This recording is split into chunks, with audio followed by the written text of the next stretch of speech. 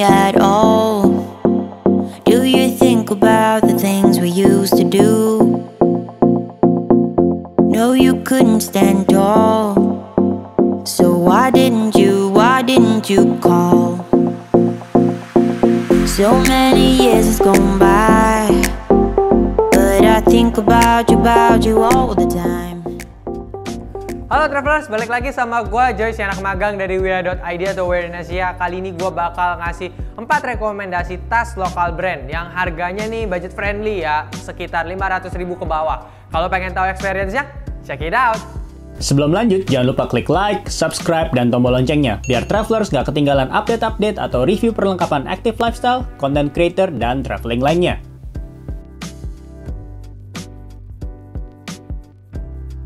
Oke, langsung ke tas yang pertama gue punya dari brand Theodore, yaitu nih Theodore Faro Series dengan warnanya Green Army ya. Secara overview dan juga desainnya sendiri nih minimalis, nggak ada yang neko-neko, langsung nama brandnya di depan dengan logo Theodore-nya. Tapi yang gue notice di sini adalah ukurannya on paper gue taruh ya, dengan volumenya kurang lebih 4 liter.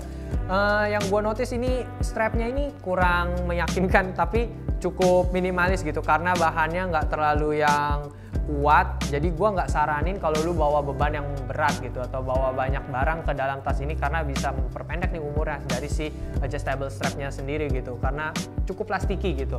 Oke, lanjut ke bagian belakangnya. Di bagian back panelnya sendiri di sini yang gue notice adalah dua loop ini.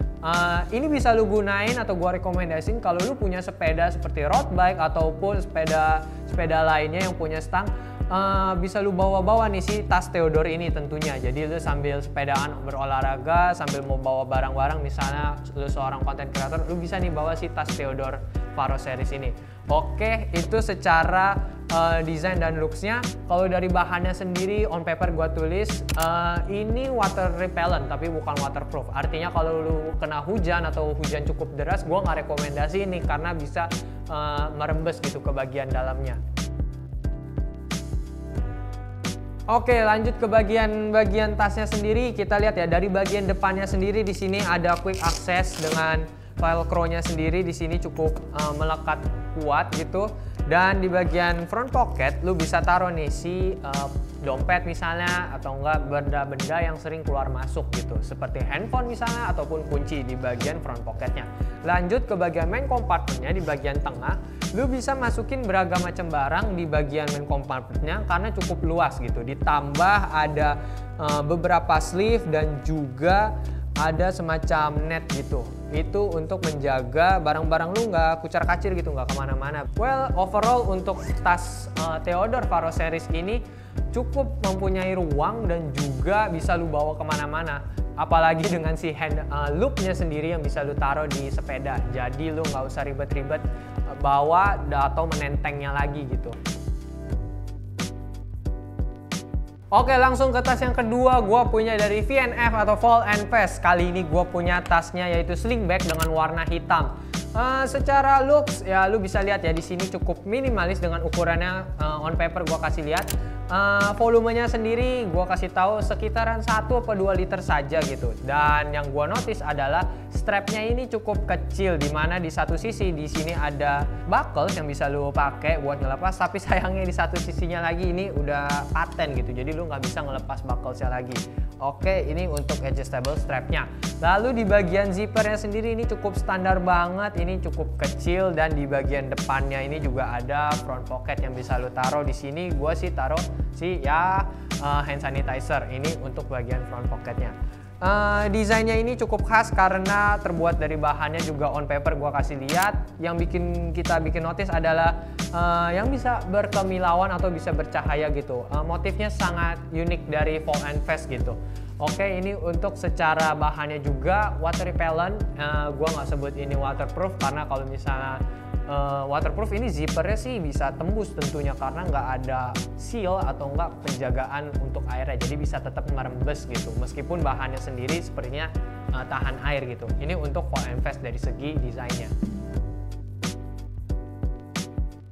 Oke, lalu isinya apa aja? Tentunya di bagian main compartment lu bisa lihat ya. Di sini gue cukup banyak sleeve. Gue kasih lihat. Gue di sini ada taruh botol air dan juga di sini ada beberapa sleeve lagi yang sebenarnya ini sleeve-nya nggak ada padding gitu. Jadi bener-bener didesain khusus atau gue rekomendasiin buat lu yang suka olahraga tentunya. Karena nggak bisa bawa barang yang cukup banyak, apalagi sampai misalnya lu harus naruh handphone. Karena gue nggak merekomendasikan ya, karena nggak ada paddingnya. Takutnya malah merusak layar smartphone lu gitu. Tapi gue di sini gue kasih lihat, gue cukup bawa si power bank aja, ini udah cukup makan tempat gitu. Ada juga handuk kecil kalau misalnya gue lagi olahraga, dan juga ada beberapa aksesoris lagi seperti gue misalnya ada taruh dompet gitu. Well, basically nggak bisa naruh barang yang banyak banget ke dalam tas ini karena yang namanya juga olahraga ya, lu nggak bisa bawa banyak barang, takutnya malah menyenggol-nyenggol atau menjadi beban lu kalau lagi olahraga lari terutama gitu. Secara bawaannya juga gue nggak merekomendasikannya sampai overload gitu, apalagi sampai membuatnya gendut banget seperti ini sih. Paling kalau gue olahraga cukup bawa yang namanya handuk dan juga botol air, itu juga udah cukup. Ini untuk tas fold and press sling bag. Oke, tas yang ketiga gue punya dari brand Denali, yaitu gue ambil di sini Denali Bernard Messenger yang gue cukup rekomendasiin untuk seorang content creator atau enggak orang-orang yang suka urban style atau orang-orang yang suka jalan-jalan tentunya. Gue nggak merekomendasikannya tentu untuk yang sering olahraga. Kenapa? Karena di sini nggak didesain secara olahraga banget gitu. Oke, secara looksnya sendiri di sini bahannya atau ukurannya gue kasih lihat on paper. Tidak waterproof atau water repellent saja, kena cipratan air itu masih oke. Tapi kalau sampai terkena hujan tentunya bakalan bisa basah kuyup. Itu untuk tas Denali ini. Yang gue notice pertama yaitu dari adjustable strapnya ini cukup lebar, tidak seperti dua tas sebelumnya di mana itu cukup kecil dan juga bahannya itu agak plastiki gitu. Yang ini terbuat dari besi ya, lu bisa dengar di sini lebih keras dan juga lebih kokoh dan mudah gitu untuk adjustnya gitu. Dan untuk di bagian depannya sendiri, ciri khasnya atau khasnya dari si Denali, di sini ada magnet button yang juga bisa lu secara manual membuka talinya ini dengan adjustable strap di bagian depannya. Oke, untuk membuka flapnya seperti itu. Dan di bagian belakangnya sendiri bisa lu lihat ya, ada brand name-nya sendiri yaitu Denali, yang di bagian back panelnya sendiri atau back pocket gue bisa taruh kacamata misalnya, ataupun gue menaruh handphone gitu untuk quick access-nya gitu. Untuk aksesnya lagi tentunya kalau lu pengen masukin barang lebih atau yang seperti handphone atau yang lebih amannya lagi, lu bisa masukin ke dalam bagian main compartment atau nggak di bagian front pocket dari si Denali Bernard Messenger ini. Oke, untuk mengakses interiornya tentunya lu bisa buka dengan si magnet buttonnya. Dan di bagian main compartmentnya langsung di sini cukup ada ruang yang luas. Tentunya lu bisa naruh, misalnya di sini gua ada taruh peralatan untuk membersihkan lensa di sini, dan juga ada tripod dan juga gaming pad gua gitu. Kalau lu ingin menaruh barang lain seperti aksesoris lainnya, di sini ada dua sleeve atau dua pocket. Di sini bisa lu taruh misalnya ada dompet atau peralatan dari si tripodnya lagi, ataupun lu mau naruh pulpen ataupun menaruh seperti gua di sini ada SD card pocket gitu.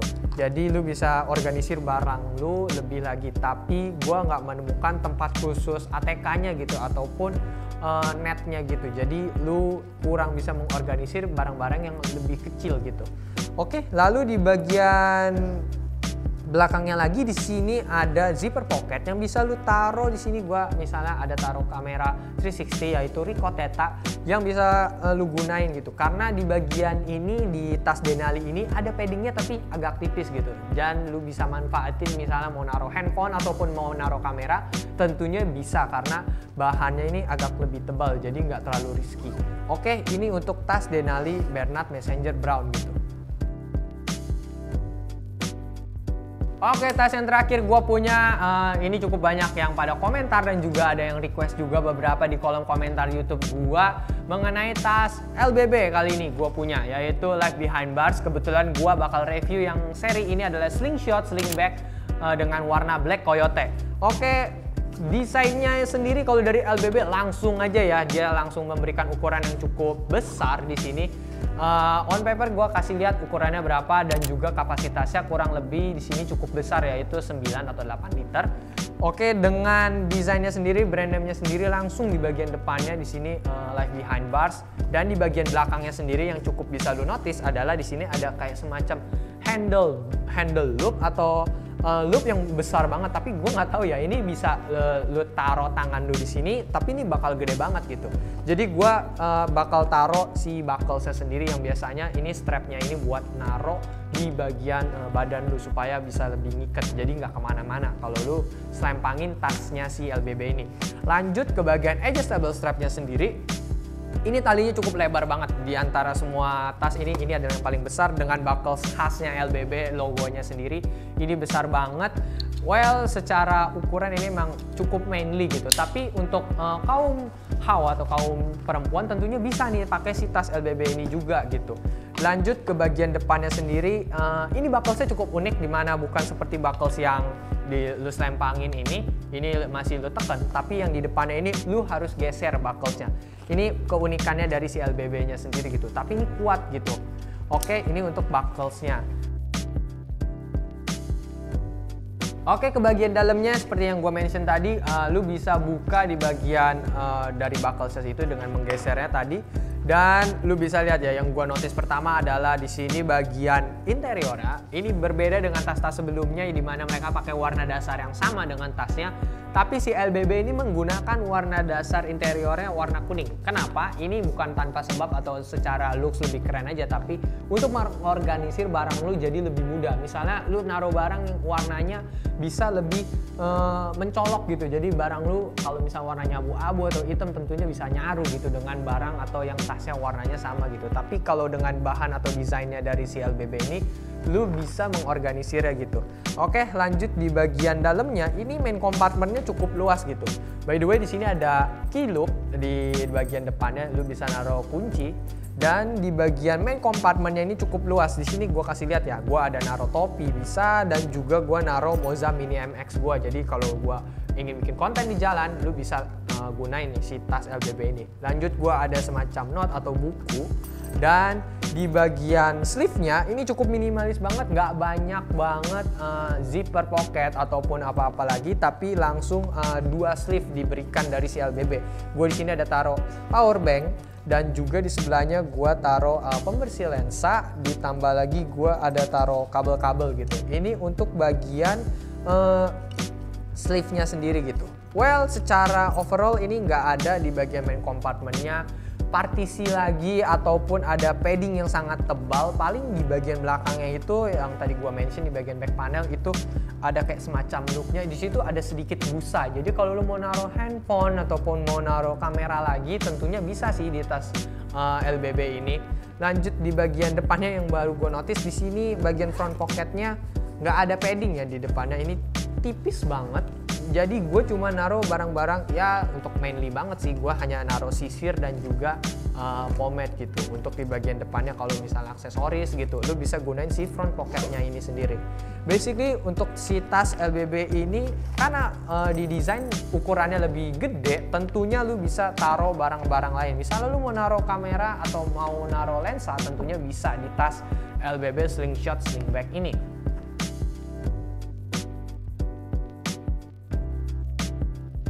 Oke, jadi kesimpulannya apa? Dari 4 tas ini gue rekomendasiin lu kalau yang suka olahraga dan juga bepergian, tentunya si tas Theodore Faro Series ataupun Fold and Fast Sling Bag ini bisa lu gunain atau pertimbangin. Kenapa? Karena kalau si tas Theodore ini yang Faro Series seperti yang gue tadi tunjukkan, ini bisa lu gantungin di sepeda lu.